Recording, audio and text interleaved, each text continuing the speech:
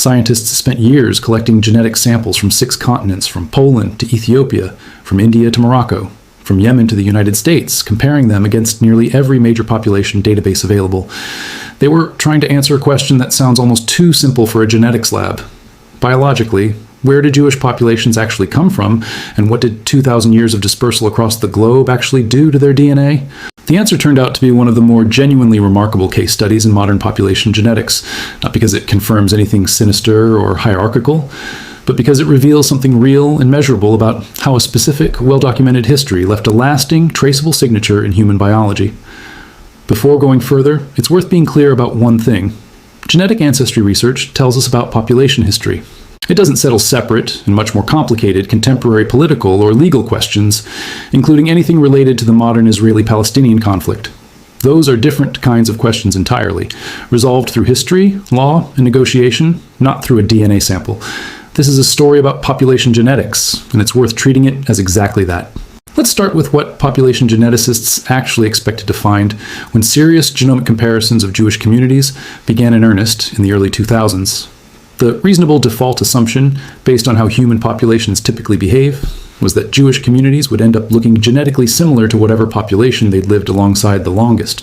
Ashkenazi Jews, whose ancestors lived across Central and Eastern Europe for roughly 1,000 years, might be expected to resemble Germans, Poles, or Russians. Moroccan Jewish communities might resemble Berbers.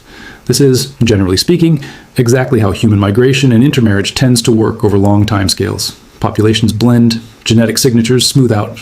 Autosomal DNA studies, which examine the 22 non-sex chromosomes carrying the bulk of human genetic information, have consistently shown high genetic relatedness among Ashkenazi, Sephardi, and Mizrahi Jewish populations, corresponding to shared Middle Eastern ancestry, with regional variation layered on top, depending on where each community settled. A landmark 2010 study, led by geneticist Harry Osterer at Albert Einstein College of Medicine, analyzing genetic data from over 500 Jewish participants across 15 distinct communities, alongside a comparison group of non-Jewish participants, found that Ashkenazi, Sephardi, and Mizrahi Jewish populations were genetically closer to each other than to their long-term host populations, and that all 3 groups traced back to shared Middle Eastern ancestry, specifically the ancient Levant, the region covering modern Israel, Palestine, Lebanon, Syria, and Jordan. That same research found something genuinely striking when comparing different Jewish diaspora branches against each other directly. Mizrahi and Ashkenazi Jewish populations, despite having lived apart for well over 2,000 years on entirely different continents, appear to have diverged from one another roughly 2,500 years ago, a time frame that lines up closely with the historical Babylonian exile, when the population of ancient Judea was forcibly displaced following Babylon's conquest of the region. That single historical catastrophe appears to have sent 2 streams of Jewish population in different directions, one moving east into what's now Iraq and Iran, one eventually moving west, and their genomes today still carry a traceable signature of that original split. What makes this genuinely notable from a population genetics standpoint is how much of that ancient signal persisted despite everything that happened afterward. Multiple studies have found that Jewish communities worldwide tend to share more genetic material with each other, and with other Levantine populations like Druze and Palestinian communities, than they do with the populations they lived among for centuries in the diaspora. A 2020 study analyzing ancient DNA from Bronze Age Canaanite remains, compared against modern Levantine populations, found that Jewish populations, alongside other groups from the region, derive a substantial portion of their ancestry from populations related to the ancient Canaanites, indicating a genuinely long, continuous biological connection to that specific region, stretching back well over 3,000 years. The mechanism behind this kind of genetic persistence isn't mysterious once you understand the underlying social history. Endogamy, meaning marriage within one's own community rather than with outside groups, is a well-documented, powerful force for preserving distinct genetic signatures across generations. And Jewish communities across the diaspora maintained relatively high rates of endogamy for a very long time, for reasons rooted in religious practice, community structure, and, in many periods, external legal or social restrictions that discouraged or outright prohibited intermarriage. That combination of internal practice and external pressure, whatever its underlying causes, tends to preserve genetic boundaries between a minority population and its surrounding majority far more effectively than either factor would on its own. Now, the branch of this story that's drawn the most sustained scientific attention is specifically Ashkenazi Jewish population genetics, because it presents a genuinely unusual and well-documented case study of what geneticists call a founder effect.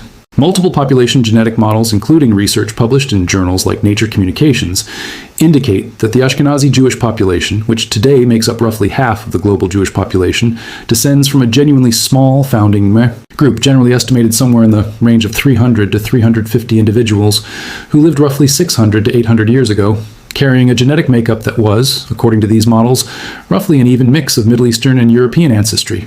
From that small founding population, through several centuries of rapid demographic growth, today's Ashkenazi Jewish population, numbering in the millions, descended. One striking mathematical consequence of this kind of narrow founding bottleneck is that essentially every person with substantial Ashkenazi Jewish ancestry today is, at minimum, distantly related to every other Ashkenazi Jewish person, in a genealogical sense, measurable directly through shared DNA segments rather than simply through cultural or religious identity. This kind of severe founding bottleneck, followed by rapid population expansion, produces a well-understood genetic phenomenon called the founder effect, where the random genetic characteristics carried by a small founding group become disproportionately amplified across their much larger descendant population, rather than being diluted the way they typically would in a larger, more genetically diverse starting population. In the Ashkenazi Jewish population specifically, this effect measurably elevated the frequency of certain inherited genetic conditions. Roughly 1 in 27 Ashkenazi Jewish individuals carries a Tay-Sachs disease. One detail researchers have noted, though it remains a genuinely debated hypothesis rather than settled fact, involves the specific pattern of some of these elevated conditions. Several of the most well-known Ashkenazi founder mutations, including those associated with Tay-Sachs and Gaucher disease, involve genes related to lipid or fat metabolism and storage. Some researchers have proposed that carrying a single copy of certain of these mutations, as opposed to the 2 copies required to actually develop the associated disease, may have offered some historical protective advantage against tuberculosis, a disease that caused enormous mortality across densely populated medieval European cities for centuries. Under this hypothesis, natural selection could have quietly favored carriers of a single mutated copy, even while the disease itself, in individuals unlucky enough to inherit 2 copies, caused genuine suffering. It's important to be clear that this remains a genuinely contested hypothesis within the scientific literature, with other researchers arguing that simple genetic drift, the random statistical fluctuation expected in any small founding population, is sufficient on its own to explain the elevated frequencies without requiring any specific selective advantage at all. This genetic history isn't purely a matter of historical curiosity either. It has real, documented, present-day medical relevance. Roughly 1 in 40 individuals of Ashkenazi Jewish descent carries a mutation in the BRCA1 or BRCA2 genes, compared to roughly 1 in 250 in the general population, mutations that significantly elevate the risk of breast, ovarian, prostate, and pancreatic cancers. This elevated risk is well enough established that formal medical screening programs specifically account for it. The National Health Service in the United Kingdom, for instance, offers dedicated BRCA genetic testing to individuals with at least 1 Jewish grandparent, specifically because of this documented elevated likelihood of carrying an Ashkenazi founder mutation, a direct practical medical consequence of population history that continues showing up in oncology clinics today.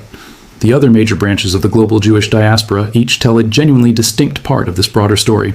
Sephardi Jewish communities, descended largely from populations expelled from Spain and Portugal in 1492, show a genetic profile that sits, in population genetic terms, somewhere between Ashkenazi and North African populations, reflecting their own particular history of movement across the Mediterranean world following the expulsion. Mizrahi Jewish communities, those whose ancestors remained continuously in the Middle East and North Africa, in cities like Baghdad, Cairo, and Sana'a, tracing their presence in the region back to the Babylonian exile and beyond, show the strongest, least diluted genetic connection to the ancient Levantine source population of any modern Jewish community, since they never underwent the kind of severe founding bottleneck or extensive European admixture that shaped the Ashkenazi population specifically. Then there are the communities that genuinely complicate any attempt at a single, simple genetic narrative, and it's worth treating them with real care and respect, since they represent centuries of authentic, independently maintained religious tradition. The Beta Israel community of Ethiopia, who practiced a form of Judaism that developed in relative isolation from the broader Jewish world for a very long period, show genetic ancestry that clusters predominantly with neighboring East African populations, rather than with Ashkenazi or Sephardi communities. The Bene Israel of Mumbai and the Cochin Jewish community of Kerala in India similarly show genetic ancestry overwhelmingly reflecting South Asian populations. Despite maintaining Hebrew prayer traditions and Jewish religious practice across centuries of documented history on the subcontinent, scholars continue to actively research and debate the specific historical origins of these communities. What their genetic profiles demonstrate clearly is that religious and cultural continuity doesn't require, and in these documented cases didn't produce, genetic continuity with other Jewish communities elsewhere in the world. These are communities whose religious identity persisted for centuries through practice, memory, and community structure, independent of the genetic ancestry question entirely. And that distinction between cultural religious identity and genetic ancestry is one of the more important, genuinely humbling takeaways from this entire body of research. One of the more technically significant recent contributions to this field came from a 2022 study published in the journal Cell, led by researchers including David Reich's laboratory, which took a genuinely different methodological approach than earlier work. Rather than working exclusively from the genomes of living people, researchers extracted ancient DNA directly from the teeth of individuals buried in a medieval Jewish cemetery in Erfurt, Germany. This gave researchers a direct genetic snapshot of an actual medieval Ashkenazi community, rather than having to infer that communities' genetic makeup indirectly through their modern descendants. The analysis revealed two genetically distinguishable subgroups buried within that same medieval cemetery, one showing somewhat greater Middle Eastern ancestry, another showing somewhat greater Central and Eastern European ancestry, indicating that the founding Ashkenazi population wasn't perfectly genetically uniform, even at that relatively early stage, but rather represented a blending of at least two somewhat distinct source populations that had merged by the time this particular medieval community was interred.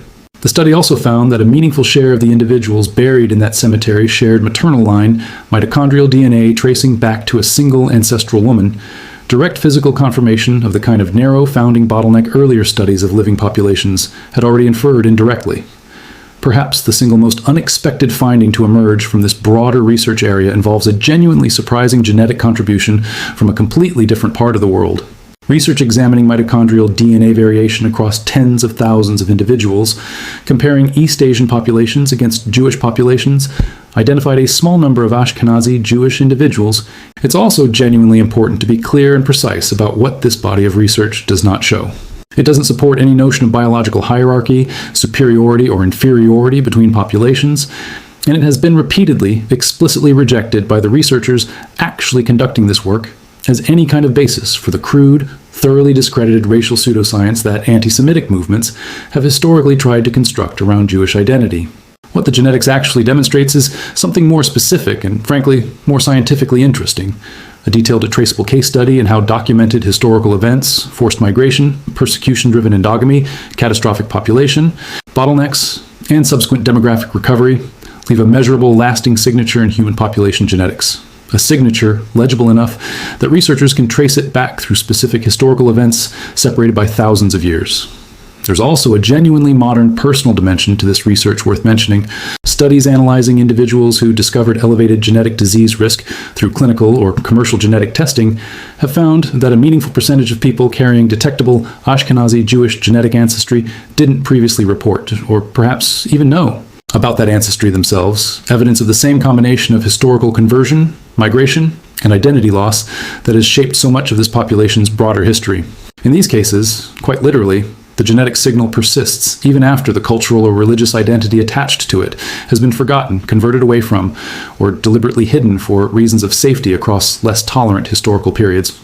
What emerges from putting all of this research together isn't a single tidy answer to the original question of who Jewish populations biologically are, but rather a detailed, historically grounded, genuinely fascinating picture of how a specific, well-documented sequence of historical events, ancient origin in the Levant, catastrophic displacement, centuries of diaspora under wildly different social conditions across multiple continents, and in some branches, severe founding bottlenecks followed by rapid demographic recovery, left a measurable, traceable signature across the genomes of millions of people alive today, most of whom have never set foot in the specific places where these formative events actually occurred.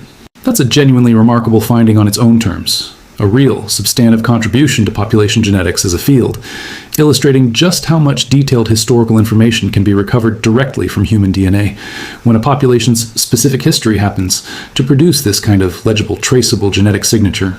It doesn't answer the separate, much harder question of what identity actually means, or resolve any of the political and historical debates that exist entirely outside the domain of genetics.